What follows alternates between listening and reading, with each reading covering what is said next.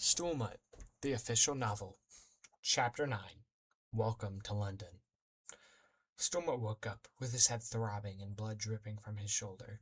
The smoke was clearing, and a bunch of people were only now waking up, groaning with pain. "Where are we?" Stool-Mutt groaned, looking over at the just now waking up Jaquavius. "We made it," Jaquavius said, pointing at Big Ben a little bit away before falling back down. Everyone rising up and looking around, seeming mostly alive but injured, and Stool-Mutt didn't see anyone dead. "Think everyone lived," he said, looking back over at Jaquavius. "Cool," Jaquavius said, just lying there, exhausted.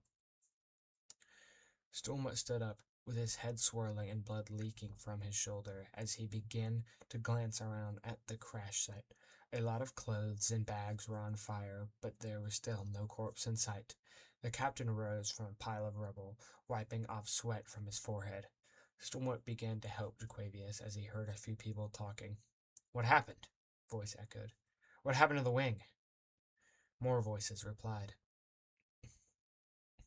Stool-Mutt stood next to Jaquavius while they searched the rubble for any scrapes of their suitcases as emergency services began to arrive. "Once we're done here, we need to head to my parents' house.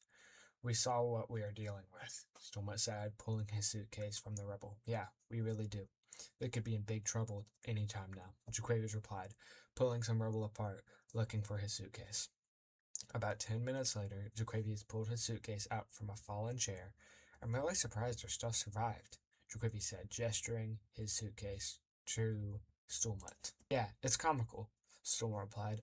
"Let's start heading over to my parents' house." "Yeah, let's head down there," Jaquavius said, grabbing his suitcase handle and pulling it behind him.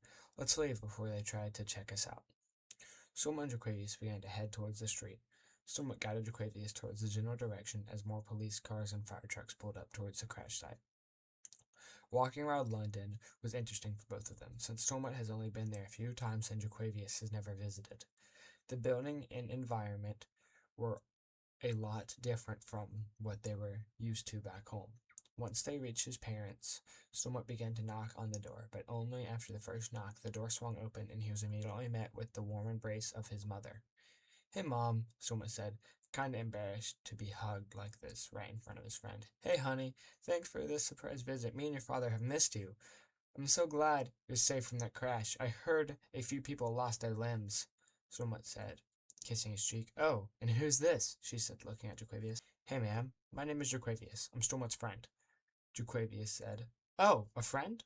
Well, my name is Anne, and Gabriel's father's name is William," she said. "Oh, or do you know him as his hero name, Stool-Mutt, or whatever?"